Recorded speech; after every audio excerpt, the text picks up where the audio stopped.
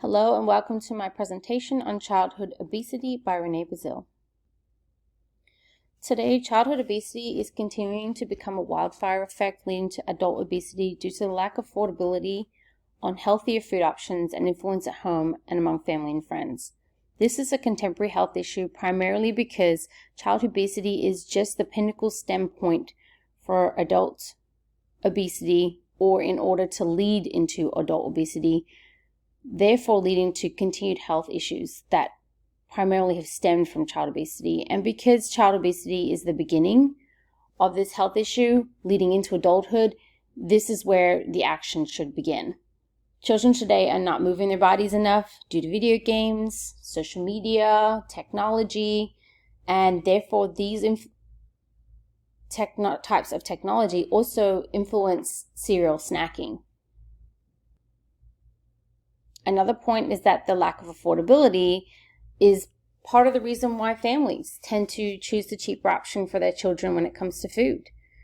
Choosing a $5 McDonald's meal advertised highly for its affordability over buying grocery items that could lead to a nutritious food or meal. Childhood obesity health issues are also continuing well into adult life, but not only is it just affecting their adult life, it's reducing their life expectancy by 3 to 10 years.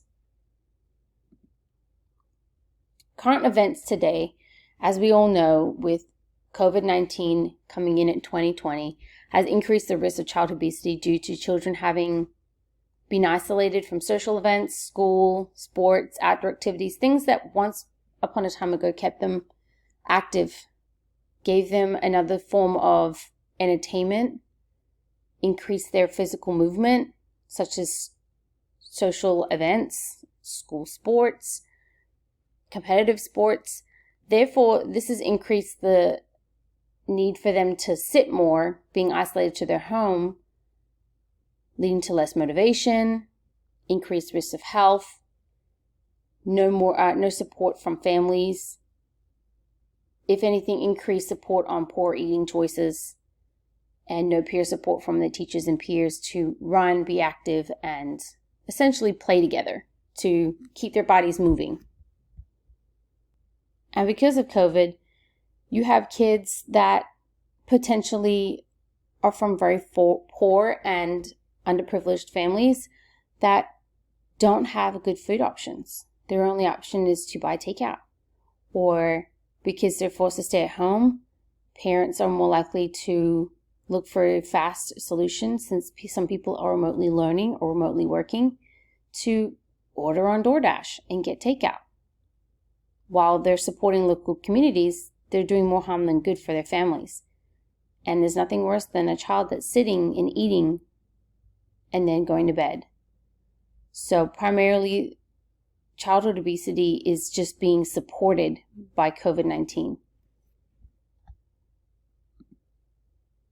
Risk factors for childhood obesity are astronomical. There is no lack of any of them.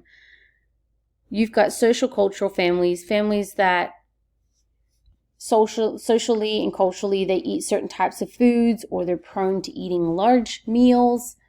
Their gatherings are larger, therefore the meals are larger, and the types of foods that they eat that have been in their culture for generations aren't necessarily the most nutritious.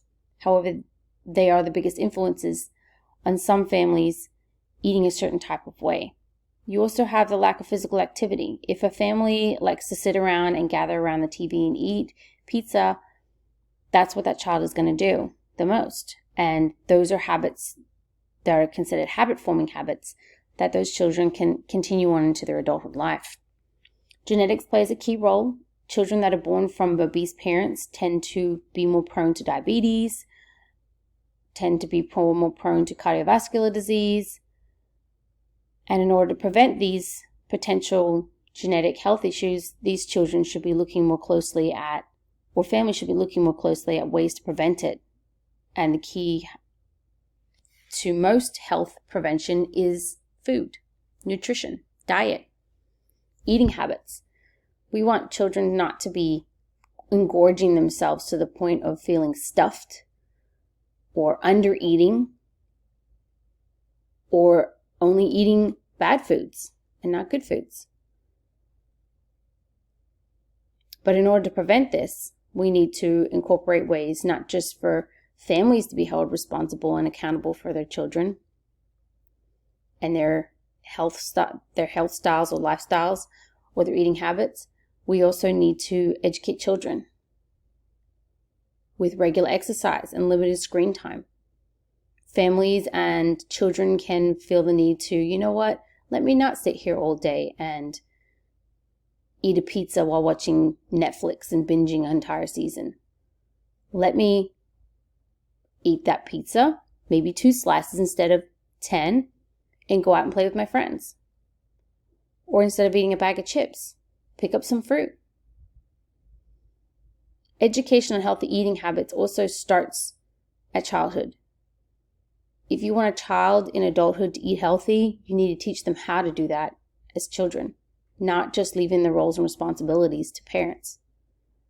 So what if we could educate children about healthy eating habits, teaching them how to prepare healthy meals, feeding their bodies and their minds good food? What if we start there? The public health is affected by childhood obesity because childhood obesity leads to health issues that could become lifelong health issues, not just temporary ones while they're young. You're looking at a flare-up of childhood obesity leading to young children getting diabetes. And diabetes isn't a quick fix. It's a lifelong struggle. It follows the individual into adulthood, leading to a shorter lifespan, lifelong health issues affecting their own children, their own future families. It's a public health issue because it doesn't just start in childhood. It leads to adulthood. And it is affecting everybody at all aspects of age or all pinnacle milestones in their lives.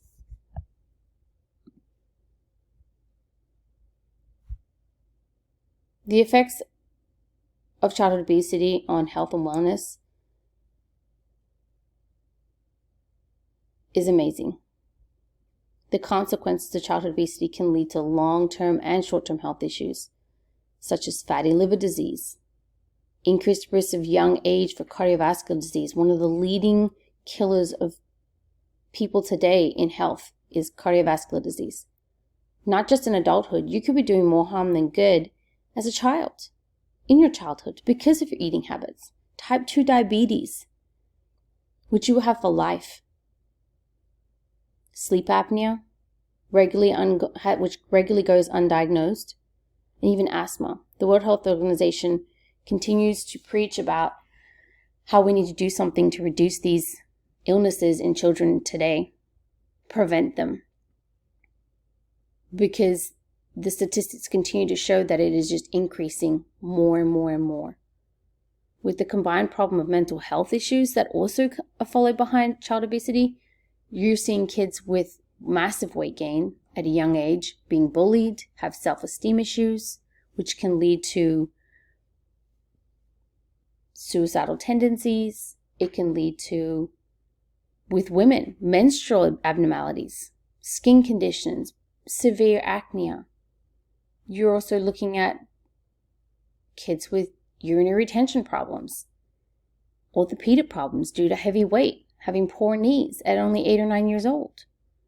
And because of this decreases their ability to even want to move, because it hurts to move, to be physical, to help get their weight down. High cholesterol in children. How insane is that? A child has high cholesterol when you usually only see high cholesterol in men and women between their 40s and 50s.